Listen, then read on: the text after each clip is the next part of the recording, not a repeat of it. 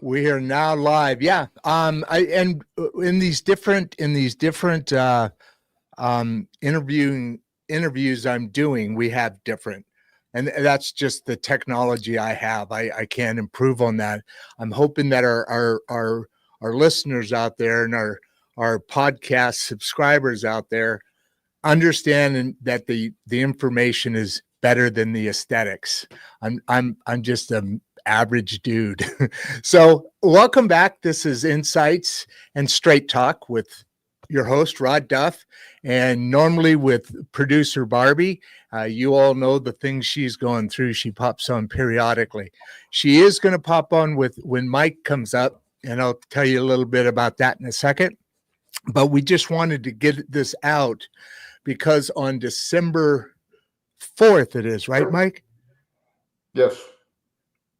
So on December 4th, which is a Wednesday, we are going to have Mr. Mike Volanic. He's a dear friend and a somebody I've admired my whole career. He's recently retired and wants to share something that he does to give back to the population. You don't have to go through the, by the way, I'll be cutting this out. You don't have to go through the whole thing, but give me a nice 5-minute input there. Okay. All right. All right. JR and I have known each other for a long time. We worked together for a while, but, and I'm not still the gray hair. I'm not recently retired. I retired in 2016. So I've been retired now for 8 years. I'm almost 69. I'll be turning 69 next month.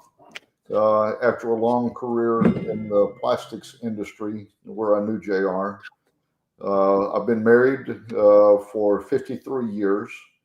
If you do the math on that, you'll find that I got married to my wife, Jenny, at the age of 16 while we were still in high school. And we've been married ever since. And that's fantastic. As a result, we got married young. I decided and I went to work young. I decided to retire young. And so that's was part of the motivation. You did all that the right way, didn't you? I think so. I don't know. Time will tell. But well, so far it's turning out pretty good. So you retired at 61. You still haven't taken any retirement benefits because you don't need to financially. Tell us how you set yourself up as you were as you know, this audience is a lot 40, 50-year-olds. So if I could go back to that age, I'd want to know the things that you were smart enough to already be doing. So just what set you up and where you at numbers wise? Well, like I mentioned, I got started early and I've always lived a modest life. We came from modest backgrounds, but my family and Jenny's family were what would be classified today as lower middle class people. My father worked in road construction, came home dirty every day, working on the highways and the roads and et cetera. And so that was my early childhood. So, of course, when you're young, your parents always teach you to get an education so you don't have to work hard like your father did, right? Well, true. I got married young at 16, so I didn't get an early education. I went straight into the work career, and strangely enough, pretty quick into the plastics industry. So my whole work history pretty much was in plastics, with some exception there. But anyway, the things that you do to set you up early and the things that you always ask, looking back, is what would I have changed or what should I have done? And that is plan in advance. Plan your retirement long before you need to retire. You need to start thinking about how long you want to work when you're in your 40s and 50s, not necessarily wait till you get to your 60s and decide you don't have enough money to retire. So the road is a lot longer behind you than it is in front of you at that point, right? That's exactly right. And you can't go back and change those things after the fact. So make sure that choices in life is very important, and you realize after the fact what choices you made years ago affects you for your whole career, your whole life, and your even later in life. So you were at 61 and earlier. You had already started to build some wealth. None of your wealth has come from past families or anything. You've helped out your own family members and come from nothing, as we've talked about. What are in 2 minutes? What are the things? And then we'll wrap up today. What are the things that you're doing to ensure that $4,000 to $9,000 a week that you're just building up you have no debt and worth how many million now? I'd rather not talk about net Okay, worth. fair enough. More But more than I'll ever be able to spend. That's the American dream right there.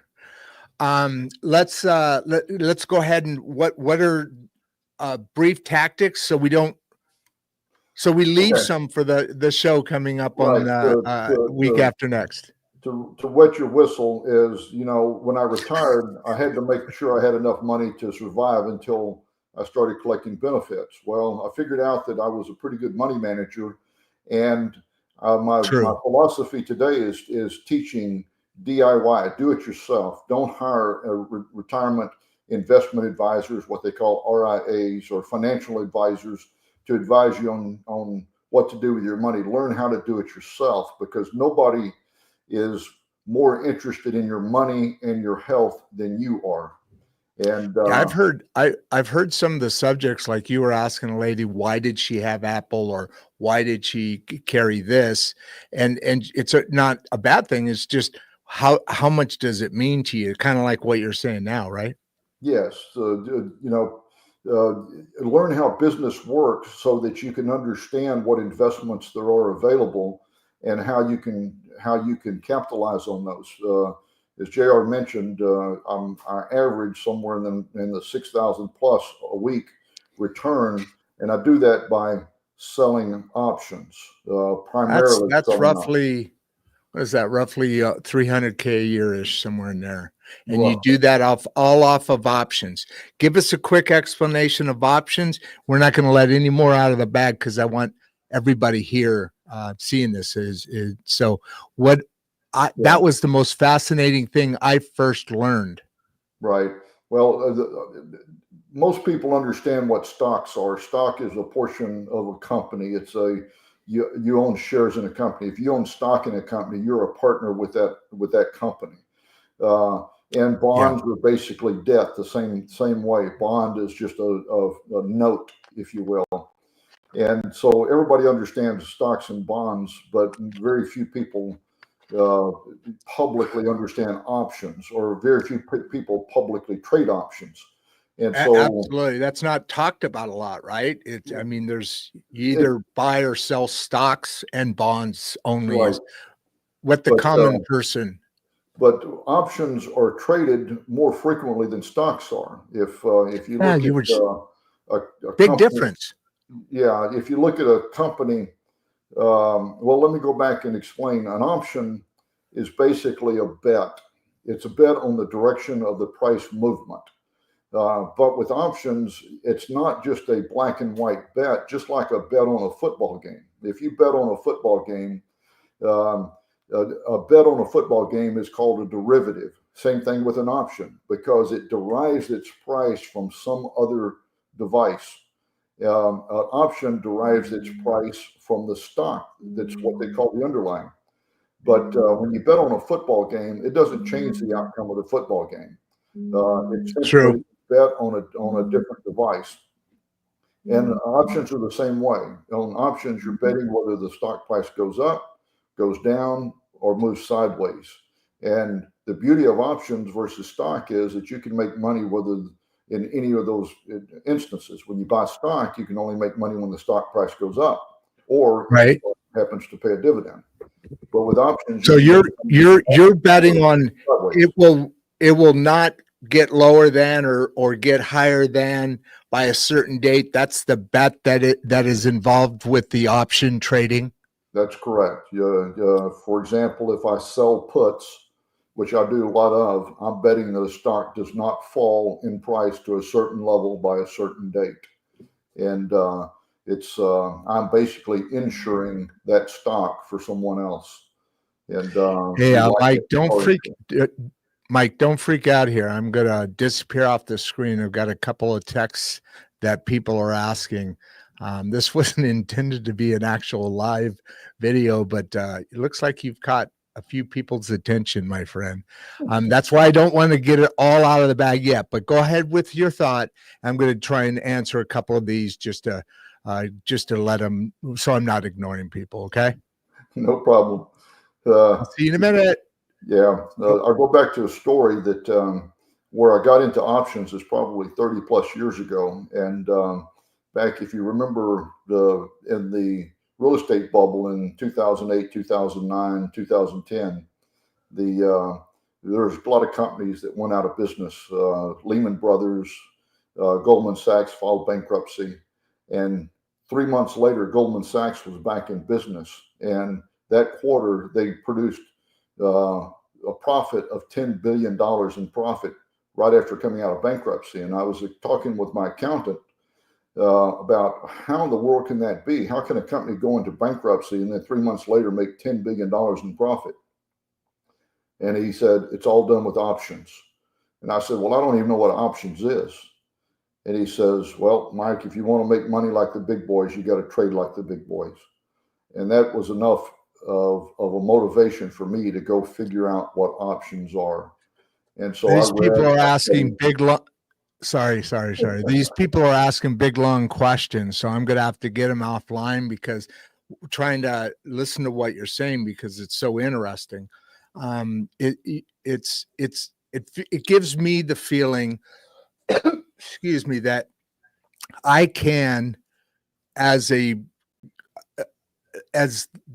everybody in the middle class at least, lives, have the ability to make some intellectual investments within that are fairly safe, because there's a percentage of that happening that you're betting against, right? And usually you bet only the ones that give you 80%, right? That blew my mind, and we'll end on that, Mike. Okay. Yes, with options, the beauty of and I use the when you're betting on stocks, it's just like betting in Las Vegas. But when you go to Vegas, there is no bet in Vegas that's 50-50.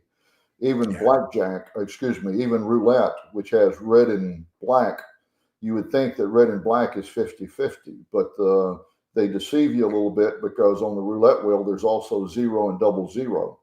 And so if you're on black or red or both, and it happens to land on 0 or double 0, both bets lose. And so that skews it to the house's favor.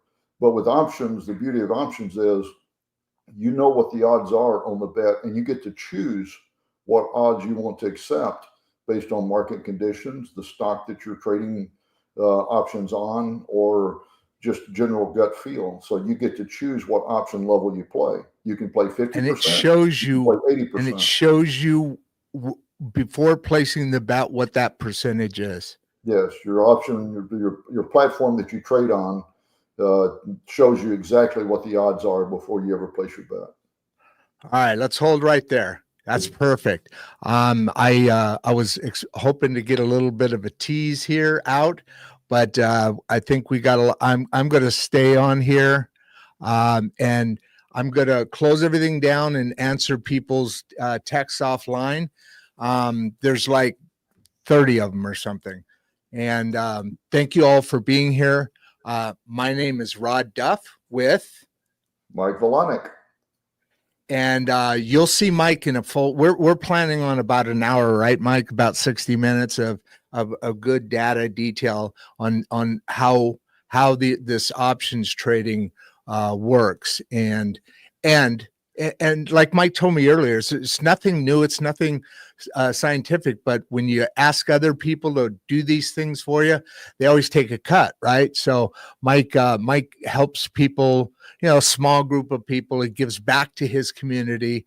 It gives back to everybody because he grew up, from nothing into something, and he's got a lot more value than most people do.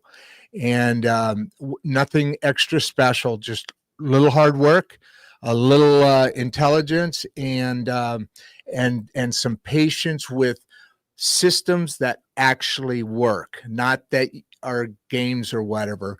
And we'll get more on that on December. I forgot now already again. 4th? Yeah, December 4th. I love you all. This is Rod Duff, Mike Volonic, Insights and Straight Talk. And I'll be sending this out as a edited little commercial I could do on some of the other ones. For now, we'll see y'all later. Thanks, Mike.